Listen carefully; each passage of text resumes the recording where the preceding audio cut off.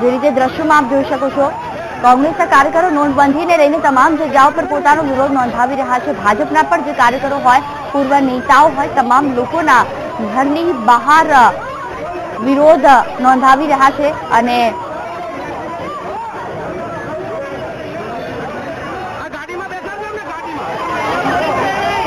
Police સાથે પણ હાથાપાઈ કરવાની કોશિશ કરી રહ્યા છે। વીટીવી પર એક્સક્લુઝિવ દ્રશ્યો આપ જોઈ શકો છો, કેવી રીતે વડોદરામાં કોંગ્રેસના કાર્યકરો દ્વારા હલ્લાબોલ કરવામાં આવ્યો છે। નોટબંધીને લઈને કેટલાક પક્ષ એવા છે જે નારાજ પણ છે, પરંતુ તેનો મતલબ એ નથી કે કોઈ પણ જગ્યાએ કોઈ પણ પરિસ્થિતિમાં ગમે ત્યારે વિરોધ કરવા ઉતરી આવવું। મહત્વનું છે, તેને લઈને ટ્રાફિક જામના પણ દ્રશ્યો સર્જાયા, સાથે સાથે લોકોને હાલાકી પડી, સ્થાનિક પોલીસે ત્યાં ઉતારવામાં આવી છે। વડોદરાના દ્રશ્યો, કોંગ્રેસ કાર્યકરો અને પોલીસ વચ્ચે ઘર્ષણ સર્જાયું છે, ત્યાં સુધીમાં પોલીસે લોકોની અટકાયત કરી છે। મહત્વનું છે, આ તમામ લોકોને પકડવા માટે પોલીસે તેમની પાછળ પણ ભાગી હતી। દ્રશ્યોમાં આપ જોઈ શકો છો કે કેવી રીતે એક તરફ પોલીસને હેરાન કરવામાં આવી રહ્યા છે, તો બીજી તરફ પોલીસ તમામ લોકોની પાછળ ભાગી રહી છે।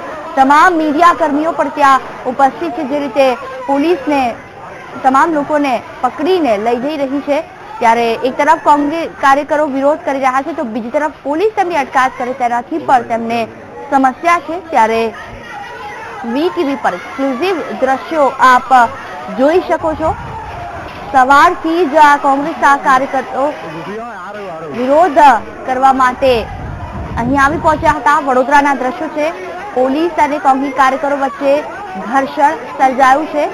મહત્વનું છે, સ્થાનિક લોકોની પણ મદદ લેવામાં આવી રહી છે, કારણ કે આસપાસના લોકોને પણ તકલીફ પડી રહી છે। પોલીસ તમામ લોકોને શાંત પાડવાનો પ્રયત્ન કરી રહી છે।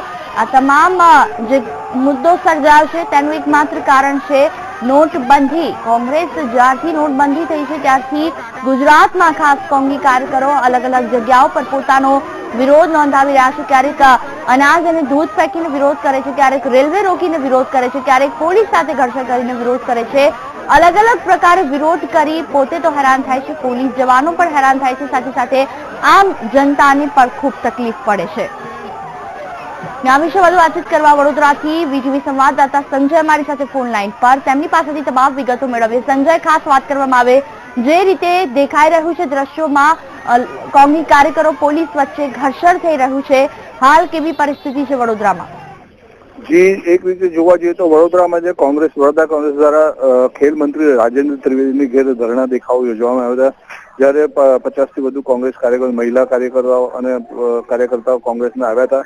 અહીંયા નિવાસ સ્થાને આવતા પહેલા જ પોલીસે તેમને વચ્ચે રોકી રાખ્યા હતા અને પોલીસે રોકી રાખ્યા, તેને કારણે જે મહિલાઓ હતી તે મહિલાઓ આગળ આવીને અંદર જવા ગઈ, ત્યારે પોલીસ જે સ્ટાફ હતો એમાં મહિલા કોન્સ્ટેબલ કે એની સંખ્યા ઓછી હોવાથી પોલીસે અંદર જવા તેમને રોક્યા હતા અને એ રોકવામાં બળ પ્રયોગનો ઉપયોગ કર્યો છે, અમાનવીય વર્તન કર્યું છે, ધક્કામુક્કી થઈ છે અને મહિલાઓ જે છે તેમને સાધારણ એમને જે રીતે રોકવામાં તે મામલે હોબાળો થયો હતો અને મહિલાઓ રાજેન્દ્ર ત્રિવેદીના નિવાસસ્થાને જઈને તેની સામે ધરણા દેખાવો કર્યા હતા। 10 થી 12 જેટલી મહિલા કાર્યકર્તાઓએ, પરંતુ રાજેન્દ્ર ત્રિવેદી જે છે નિવાસસ્થાને ન હોવાથી પોલીસે તેમને ત્યાંથી અટકાયત કરીને પોલીસ તેમને જે રાજેન્દ્ર ત્રિવેદીનું નિવાસસ્થાન છે ત્યાંથી દૂર લઈ ગયા છે। બિલકુલ, જે રીતે વાત કરવામાં આવે સંજય, આ તમામ લોકોએ શું પરમિશન લીધી હતી? વગર પરમિશને જો આવી ગયા છે તો પછી પોલીસ દ્વારા તેમને વિરુદ્ધ કેવી કાર્યવાહી કરવામાં આવી? પોલીસ દ્વારા જે તમામ કાર્યકર્તાઓ આવેલા હતા, મહિલા કાર્યકર્તાઓ, પુરુષ કાર્યકર્તાઓ જે આવેલા તેમની તમામની અટકાયત કરીને પોલીસ તેમને ઘટના સ્થળેથી દૂર લઈ ગયા છે। અને એક જોવા જઈએ તો આજે સમગ્ર ગુજરાતમાં આજે જે જનતાને જે મુશ્કેલી પડે તેને મામલે કોંગ્રેસ પ્રદેશ દ્વારા જે ધરણા અને આંદોલનો કરવામાં આવી રહ્યા છે તેનો આજે 3જો દિવસ છે।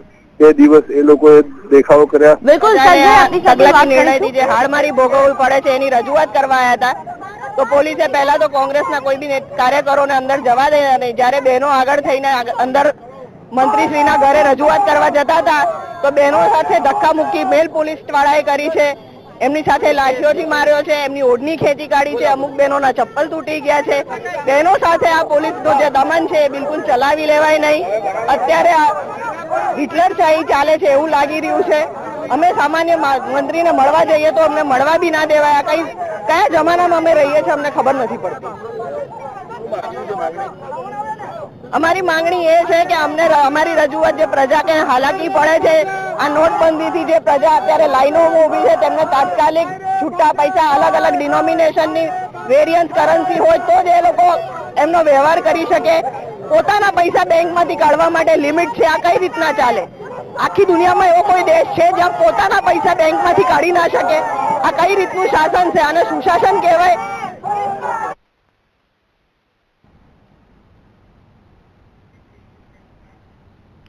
રાજકોટમાં નોટબંધી મામલે કોંગ્રેસનું વિરોધ પ્રદર્શન. મુખ્યમંત્રી વિજય રૂપાણીના ઘરની ઘેરાબંધી કરવામાં આવી. કોંગ્રેસના કાર્યકરોએ રૂપાણીના ઘરની ઘેરાબંધી કરી. પોલીસે કોંગ્રેસના 70 કાર્યકરોની અટકાયત કરી છે. વિજય રૂપાણીના ઘરે પોલીસનો ચુસ્ત બંદોબસ્ત ગોઠવી દેવામાં આવ્યો છે. તો વડોદરામાં કોંગ્રેસ કાર્યકરો અને પોલીસ વચ્ચે ઘર્ષણ સર્જાયું છે, જેમાં જૂની નોટોને લઈને ખાસ વિરોધ નોંધાવવામાં આવ્યો છે. વડોદરામાં કોંગ્રેસ કાર્યકરો અને પોલીસ વચ્ચે ઘર્ષણ સર્જાયું છે.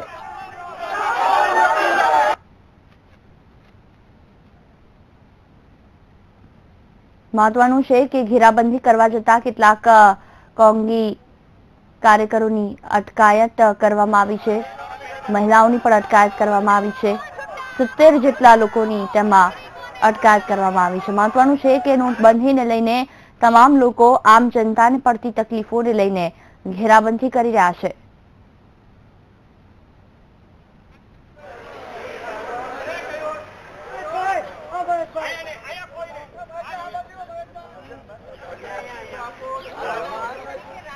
નોટબંધી મુદ્દે કોંગ્રેસ પૂર્વ મુખ્યમંત્રી આનંદીબેન પટેલના ઘરનો પણ ઘેરાવ કરવા જતા હતા, ત્યારે પોલીસે ઘેરાવ થાય તે પહેલા જ 10 કોંગ્રેસ કાર્યકરોની અટકાયત કરી લીધી છે, જેને લઈને શીલજ ખાતે પોલીસનો ચુસ્ત બંદોબસ્ત ગોઠવી દેવામાં આવ્યો છે.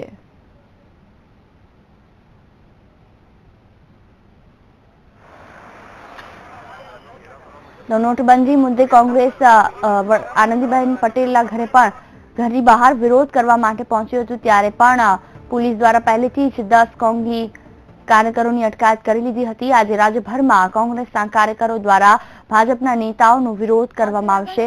નોટબંધીના નિર્ણય સામે ભાજપને ઘેરવા માટે કોંગ્રેસે રણનીતિ અપનાવી છે, જેમાં ભાજપના ધારાસભ્ય અને સાંસદોના ઘરનો ઘેરાવ કરવાનું આયોજન કર્યું છે.